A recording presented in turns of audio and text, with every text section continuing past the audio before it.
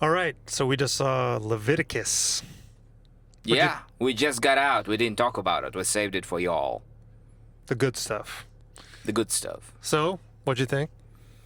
Mm, Overall, I think acting was solid. The movie itself I found lackluster. Okay. I would say acting is solid. Some of the decisions made by people seem rather stupid. Uh, Now, I don't know a ton about this movie. I know that I watched a trailer for it and I wanted to see it, and I got some word that this was kind of related to conversion therapy, which I think makes sense. I mean, they're going for kind of an It Follows of. Have you ever seen It Follows? No. So It Follows, if you have not seen that movie, is essentially an STD that is a demon that follows you around, tries to kill you, looks like other people. And what they're going for is that's essentially what's happening in this movie, but with conversion therapy. So a guy shows up, he does his little skit, lights a flame, puts it out, and then from this point forward, you're essentially followed by a demon who impersonates the person that you supposedly love most and tries to kill you, which I was doing a little bit of research on this.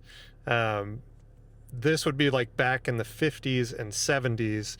So this would be called like behavioral reconditioning. So what they would do is they would give you a negative stimuli that would be associated with your like same-sex partner or you dressing like female if you were male, and then giving you those negative stimuli. So when you think of that person, you think negative thoughts. So they're trying to convert you. So you're thinking heterosexual thoughts.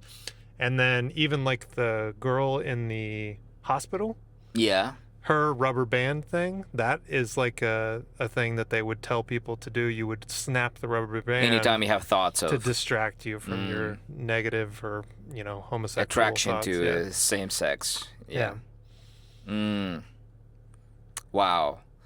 So, I mean, if we want to keep it simple, right? It's like they try to exorcise the gay away, right? It's like a light form of exorcism. They invited a priest. He did some sort of a Yeah, except almost like a ritual. reverse exorcism. What do you mean? I mean, he's essentially inviting a demon. Does he know that he's inviting a demon? I don't know if he knows he's inviting. Yeah, I think so. Yeah. Because when he does this thing from this point forward, this entity follows you around for the rest of your life, always mimicking the person you love. I mean, I would assume it does not mimic someone you love in a heterosexual relationship, but if you're in a homosexual relationship, it would mimic that person. And then when you engage in some sort of sexual activity with them, it tries to kill you. Okay, that makes sense. That's why the person that you love, if it's the guy like the guy, right? So the guy that he liked, the blonde kid, was following him around. But I find it kind of unethical that he does this exorcism ritual, or he summons a demon that is supposed to make you, straight, heterosexual, but he doesn't provide any instruction. He doesn't provide any orientation. Like, hey, listen, man, the only way not to get killed is like you gotta start, focusing your attraction on the opposite sex. You kind of leave them hanging there, man. Yeah, and I mean, I think that's probably going along with conversion therapy of the day is that you're essentially, I mean, looking into this, the small amount that I've had is, first of all, it doesn't work. Surprise, surprise.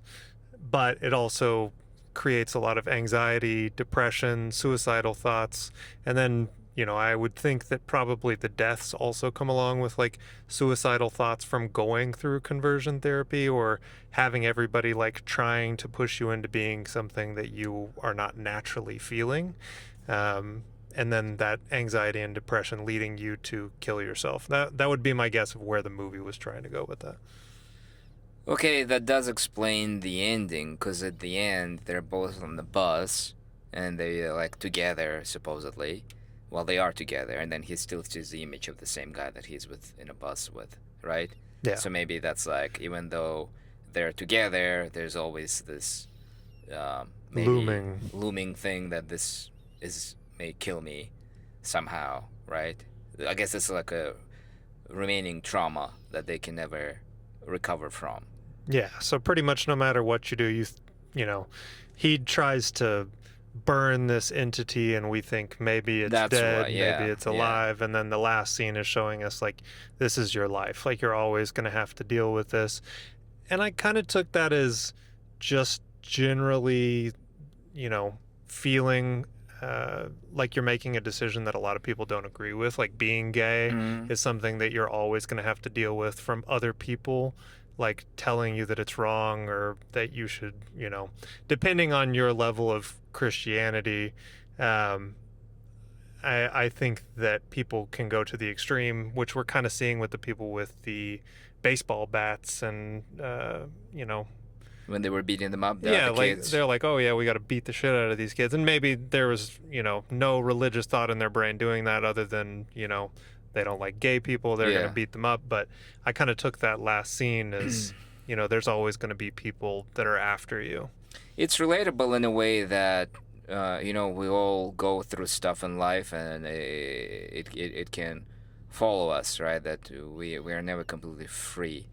So, but I think my main issue is like what we discussed just now. It makes sense, and the acting was solid, but the movie didn't capture me like beat wise. So I think the way that they made it, it lacked the high arcs.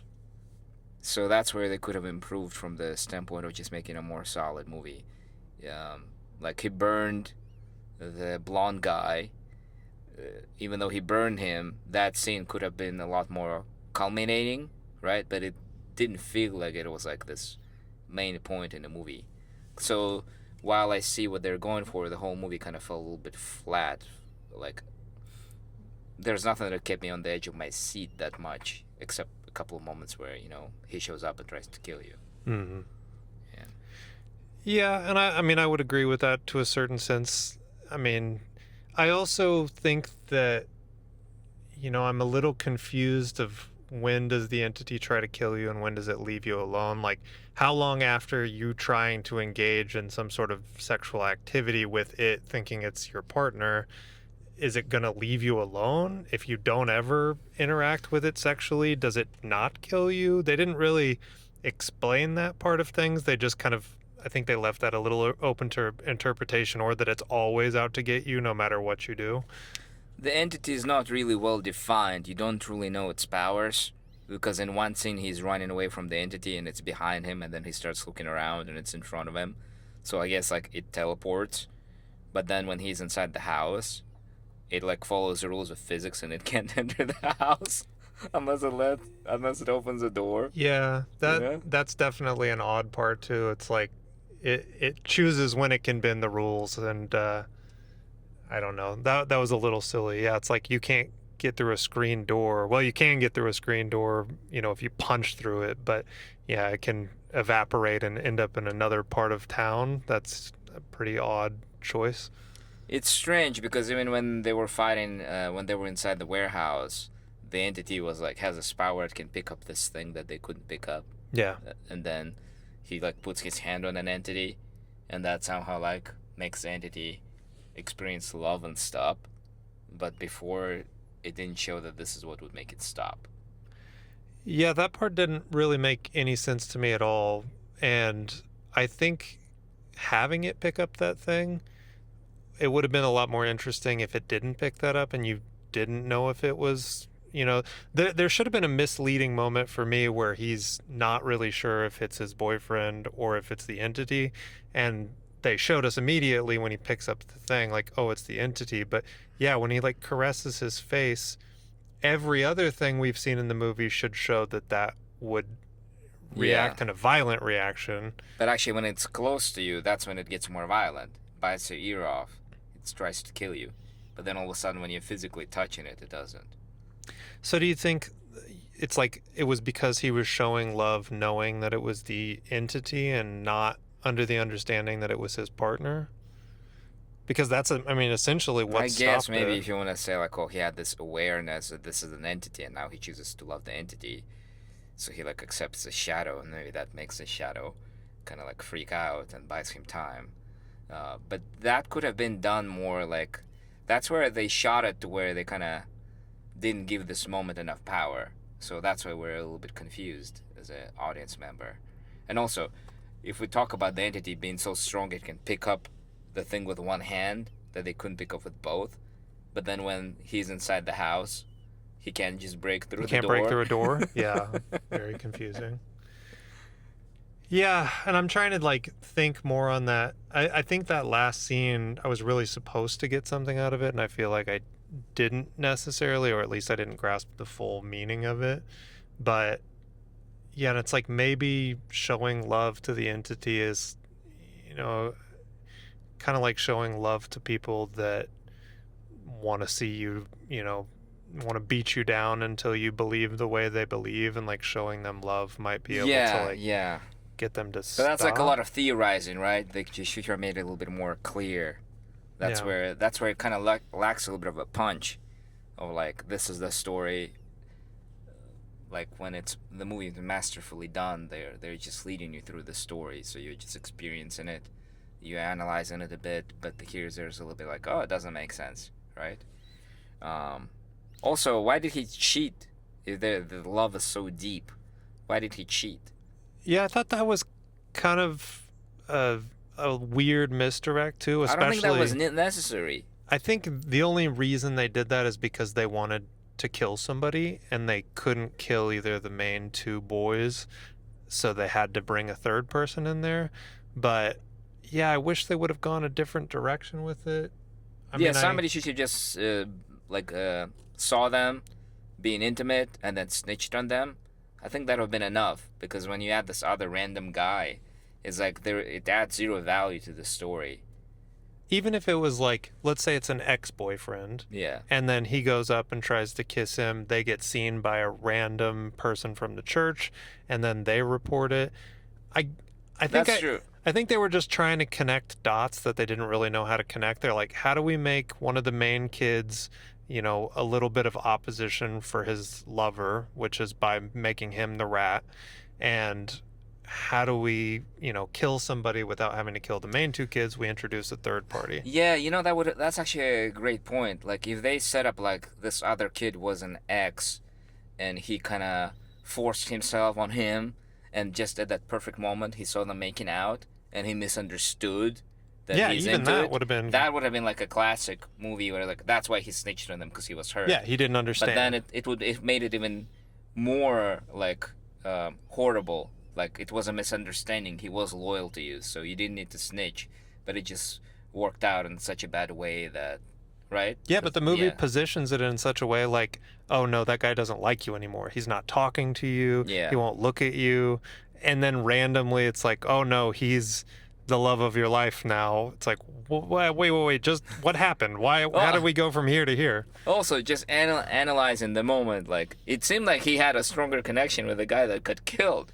Because it seemed like, like if I just analyze it like a straight man, just objectively, it seemed like they have like a higher chemistry, I mean, they do throw rocks at each other. They throw rocks at each other. I mean, that's very adventurous. Yeah, that's the way to a man's heart, is you throw a rock at his chest. Big ass rock, too. You're going to remember the guy who throws a rock at you. You're going to remember the guy who hits you with a big ass rock. So it's like they had like a, I guess, more spicy relationship.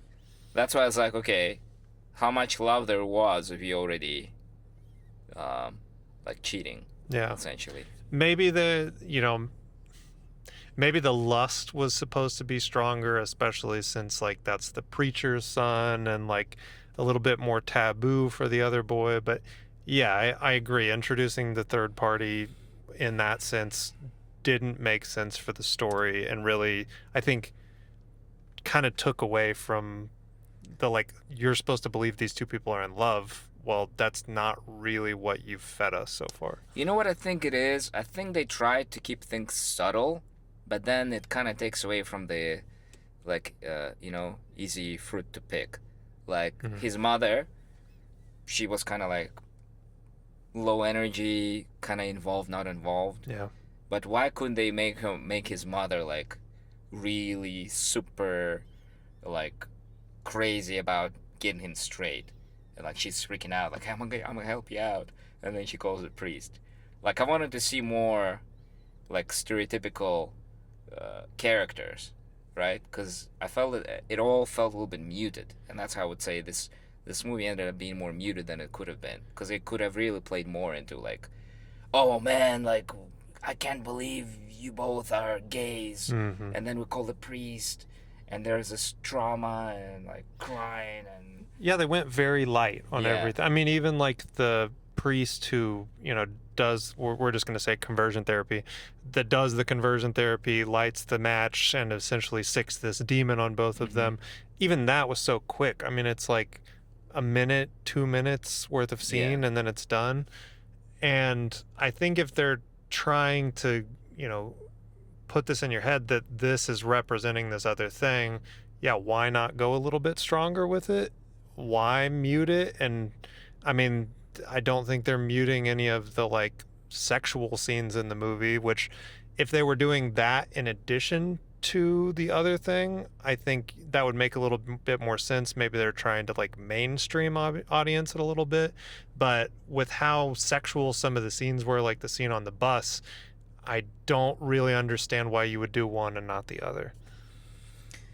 Yeah, I think that's where you can just drive the story so much more dynamically if you create characters that are more dynamically and more involved. That's why I think the main guys, they did a good job with performance, but maybe I just wanted more drama, right? Because you make it more dramatic, then it's more traumatic. Even when the entity, like I want to see the moment when the entity gets into them, like during the exorcism or whatever, the conversion therapy.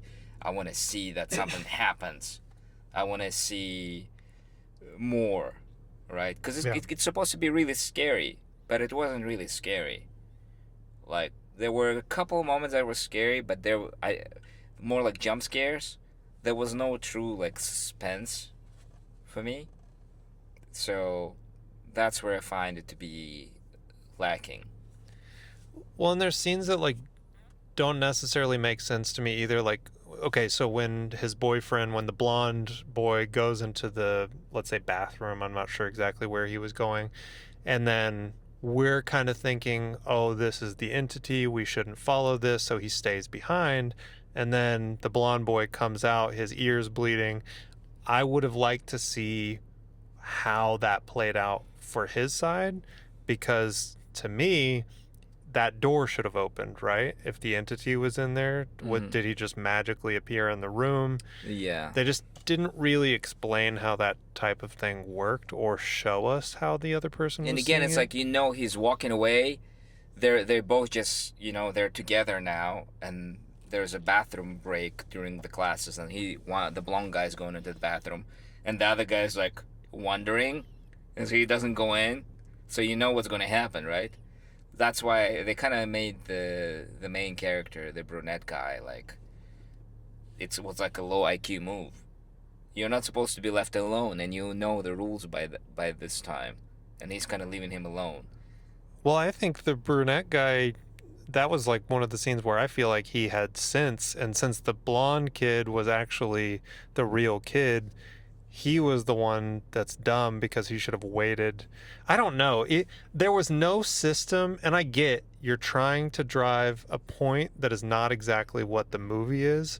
So I'm going to give a little bit of grace there. But if I'm in this movie, I'm one of these boys, I'm going to have some sort of like, oh, before we go off together, I will touch another human being or interact with them, or we will have a code word or something that's like trying to acknowledge whether you were the real person, because we've already established other people can't see you.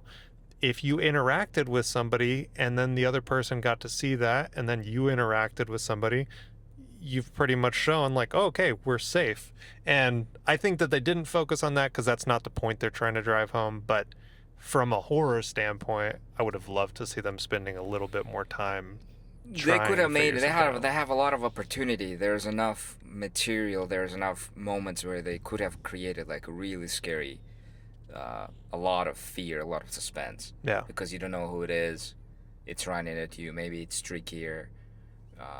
So the soil was there to create, an entity and to be terrified of what's going on. Yep. And also, like, there are moments where they're aware that there's this entity that's going to look like the person you like, but then there are moments where, like, oh, they're by themselves and they're fine. So I guess the entity just sometimes comes out and sometimes doesn't. But they could have made it to where it's like terrifying to be alone, almost like the movie, the Don't Breathe Mm-hmm. or the Quiet Place. They could have made the same with an entity where, like, you cannot be left alone, and then he's like begging to be left alone, but they think he's going crazy, so they put him in an asylum. And now he's getting screwed. Like, oh, and like, oh man, what's gonna happen? So they kind of missed the opportunity there.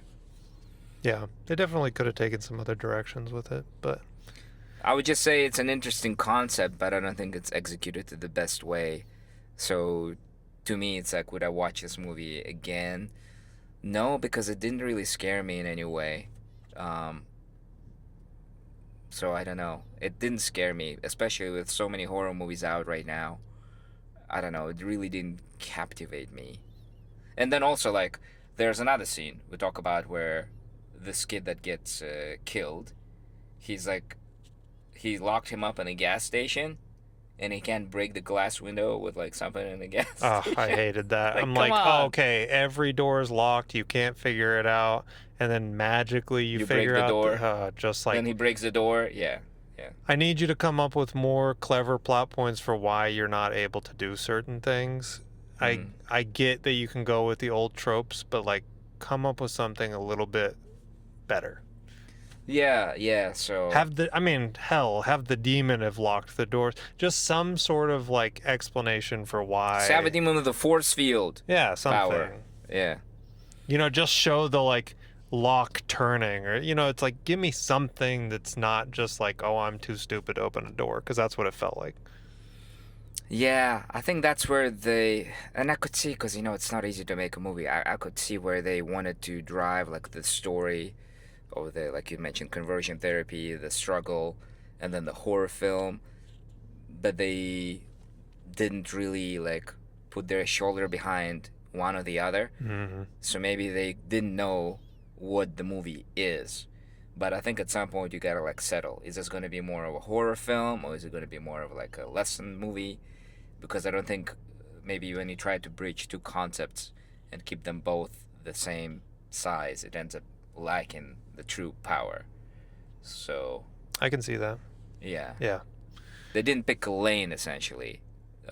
Yeah, you're trying to put a message out there. You're also trying to make a horror movie, but you're not really diving fully into either one because you're trying to stay in the lane for both. But yeah, I'm like, Yeah, I yeah. wish you would have gone a little bit more extreme on something. I don't know exactly what it is, but something could have been a little bit more impactful, I think. It's like Fast and the Furious is an action movie about cars. It's not about a guy who like came, like an immigrant who like invested his last money to open up a car shop, so, so I think that's a lesson. Like, you gotta have a lane for the movie and you gotta stick through it, even though it may seem limited. But that's a lesson to everybody. Like, you gotta pick a box and you gotta master the movie within that box, because if you try to keep the box all encompassing, it doesn't really drive the point home, and it leaves the audience like, oh, I can relate to that, I can relate to that, but it doesn't really serve the niche. So it tries to serve two niches, and it doesn't serve one well because of that. Yeah. I thought everybody was really well cast. The two boys I thought were great. I thought everybody else in the movie was, I really don't think anyone seemed off cast. I think everybody had a very small role in comparison to the two boys, but I liked everybody. I liked the mom choice. I liked the priest with the tattoos on his arm. I thought everybody kind of had an interesting character, and most of them, with the exception of his mother, are like relatively unknowns. The brunette boy was in a movie called Talk to Me, which is a fantastic horror movie. If you haven't seen it yet, that's definitely worth a watch. So the part where he snitches on the blonde guy and the third guy, like, it reminds me of Fast and the Furious, where the cops break into the Asian guy's house, and his parents are like embarrassed over him, Mm-hmm. and then the cops are all over. But in Fast and the Furious, they made it more intense. Here, it's like when he snitched, they kind of show them talking a little bit. You don't see this high elevated emotions, like disappointment, like this drama. So it's like I remember more the scene from Fast and the Furious where they dishonor the Asian guy in front of his family, right? Well, it also, I would say a lot of those scenes felt like trying to hit a runtime too. I think they could have easily added another 30 minutes to the movie and put that into some of those scenes, like make it a little bit more impactful. I don't know if there would be a reason they're trying to hit a specific runtime, but The main thing, what I think, because again, it's trying to hit two niches, and I could see the point of the director. They want to hit two niches, two stories, horror, and then the story about the conversion therapy and everything. But like none of the characters are truly like memorable to me. But when you think about horror films, there is always like a character, a hero that that stands out. Like when we talk about obsession, there's Nikki, there's also Bear, and they're really clear characters. Um, Backrooms, right? There's a therapist lady and the store shop, right? The Captain Jack. So, but here it's like it's a little bit again muted. So and I feel like maybe that's because, yeah, it's like, I mean, it's just because I think the story was a little muted. Like a character didn't really get a big arc. They were just kind of dealing with it. They were just kind of there. But yeah, there wasn't some like huge moment for either of them. Also, ridiculous try at a jump scare in the middle of the movie, which I thought was which one was that? unnecessary. When he's like laying in bed and the guy kind of jumps up. With the It didn't. bitten ear. I'm not mad at it, but I just don't understand why you tried to include that. Like it was, you don't jump scare in any of the rest of the movie, and then they try to get you with this one. It just seemed a little bit unwarranted. Yeah, yeah. I think the setup was there. I think if they leaned more into the horror and less about like expanding onto the story, we as an audience would have gotten it, right? Because Yeah. that's where you gotta trust the audience that they get the lesson of the entity. Well, I So, wanted them to go more brutal with the deaths too. Like, I mean, one is pretty much how many deaths there were? There was like one kid. Well, the girl at the first, and then she kind of dies behind a wall, Yeah. and then the next guy dies in the dark. And I think that there's times where I mean, Is it just two deaths. I think those are the only two. Yeah, you gotta have more. You gotta have more body bags in it. I mean, even if you're just gonna have two, make it a really, make it gruesome. Make me afraid of this entity. Like all we see is the entity chokes people. They kind of shove it off and then run away, which is very much like It Follows. Like the monster in It Follows. I mean, this movie feels very much that they borrowed a lot from It Follows. In that movie, there's also an opportunity to like why like when we think about who died, right? Only the people who like the same sex, right? The homosexuals, they're the only ones that died. But you could also incorporate where maybe the entity kills like the priest or somebody else, right? You could have it kill more people, more variety of people, because there are now only people in the body bags. Is the brunette guy and the girl in the pool. Yeah. So it's like the murder type is very homogenous. It could have been more diverse. Like why wouldn't it kill a stranger? Why wouldn't it kill a cop? Why wouldn't it kill the priest? I think it goes back to what they're trying to portray with the movie. But yeah, it's like it would be fun to see what happens if somebody outside of the main characters that have gone through this conversion therapy ritual, can they get hurt? How does it impact everyone else in the world? That's why if you make the entity more scary and it runs towards like killing its object, and if anything gets in the way, like let's say there's another person, it won't care. I think that's why another thing, like it can go after you when you're not alone. I think that could have been more fun too. And it does. I mean, when it first goes to the party for the brunette kid, I mean, he's kind of in open sight of the rest of everybody else. He's not alone. True. So Yeah. They yeah. really like portrayed it like it's only when you're alone thing, but there's numerous times where it's around other people. Actually, it would have been more fun if it can come after you, uh, when there are other people around you, like all the time. Yeah. Because then you would have seen the reactions of other people, being more like freaked out. What is going on? I What thought is they would this at thing? least do that more with like them talking or like kissing each other. Like, you know, when that's happening, we're witnessing it from an outside party and seeing what, you know, they just look like a crazy person Yeah. essentially. But they didn't really lean into that very much.